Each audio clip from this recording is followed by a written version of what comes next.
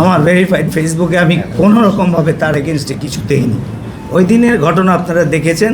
শ্রদ্ধেয় সুধীজনরা, আমার এখানে কর্মকর্তারা, দোকান মালিক সমিতির সভাপতি, আমাদের সেক্রেটারি সাহেব, উনি সহ সমস্ত বক্তব্য আপনারা শুনেছেন, জেনেছেন। আমার দুটো প্রশ্ন, উনি যেহেতু ক্ষমা চেয়েছেন, উনি যেহেতু দুঃখ প্রকাশ করেছেন, যেই দুইটি শব্দ নিয়ে আমার খুব নিজে থেকে আমাকে খুব ব্যথিত করছে, সেটা হলো এক নম্বর, আমি প্রধানমন্ত্রীর বন্ধু হয়ে এই সমস্ত কাণ্ড কারখানা করার ব্যবস্থা করেছি, যার কোনো প্রমাণ উনি কখনো দিতে পারবে না।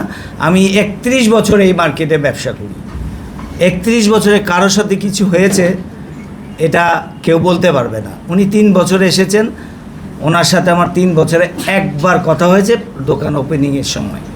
ওনার ভেরিফাইড ফেসবুকে উনি আপলোড দিয়েছেন, ক্ষমা চেয়েছেন, অনেক কথা বলেছেন। সস্তা জনপ্রিয়তা, কাউকে অপমান করা, হেনস্থা করা, কাউকে লাঞ্ছিত করা আজকাল এই ফেসবুকের কল্যাণে খুব সহজ হয়েছে। এটা গর্বেরও বিষয় না, আমি আজ পর্যন্ত দেইনি। তবে যারা খুব প্রবীণ, যারা অনেক জ্ঞান রাখেন, ওনারাও ওনাকে আপলোড করে অনেক মন্তব্য করেছেন।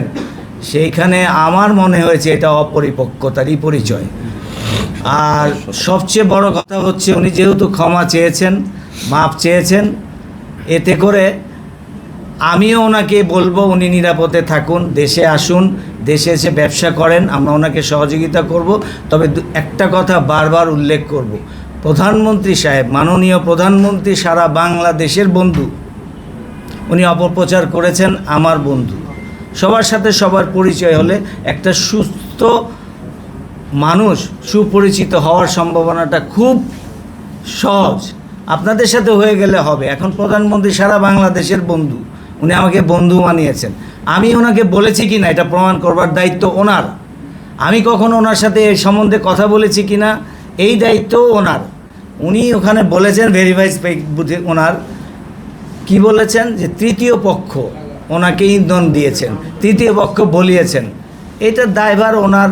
উনি কেন বলেছেন, কে বলিয়েছে, কে বলানো হয়েছে, এটা উনি আপনাদেরকে বিশ্লেষণ করবেন, আপনারা জেনে দেখবেন। তবে আমি সবাইকে অনুরোধ করব, এই যে ভেরিফাইড ফেসবুকে মার্কেটিং করার পলিসি কিংবা কেউ জনপ্রিয়তা পাওয়ার পলিসি, এখানে গর্বের তো কিছু নাই। এখানে জেনে সব কিছু বুঝে সবাই মন্তব্য করাটা আমি মনে করি সবারই দায়িত্ব।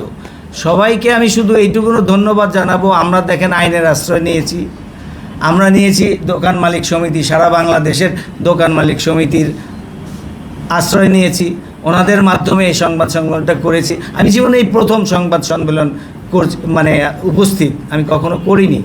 আর আমি একটু প্রচার বিমুখ, আমি প্রচার করতে পছন্দ করি না। তারপরে উনি আমাকে নিয়ে, আমার নাম নিয়ে যেভাবে বলে যাচ্ছিলেন, যাওয়ার পর শেষ অবধি, শেষের 2 দিন আগে উনি সব আত্মপক্ষ একটা স্ট্যাটাস দিয়েছেন। এর জন্য দুঃখিত, এবং এটা যাতে আর কোনো বাড়াবাড়ি না হয় আমিও অনুরোধ করব আপনাদের মাধ্যমে।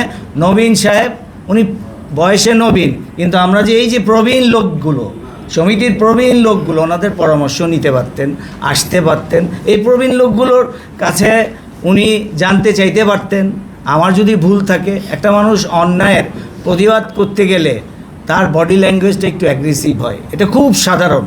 সেই পৃথিবীর জন্মলগ্ন থেকে যারাই প্রতিবাদ করেছেন অন্যায়ের, বডি ল্যাঙ্গুয়েজটা একটুখানি অ্যাগ্রেসিভ হয়। হয়তো সেদিনের ভাইরাল খণ্ডিত যে এটা আপলোড করে আমাকে অপমান, অপদস্থ, হেনস্থা কিংবা সামাজিক, আমি পারিবারিকভাবে পারিবারিকভাবে আমি ভীষণভাবে মর্মাহত। যাই হোক, বিচার আমি আপনাদের কাছে দিব না, ও আল্লাহ বিচার করবেন আল্লাহ, সূক্ষ্ম বিচারক আল্লাহ। এই সূক্ষ্ম বিচার আমি আল্লাহর কাছে দিয়েছি।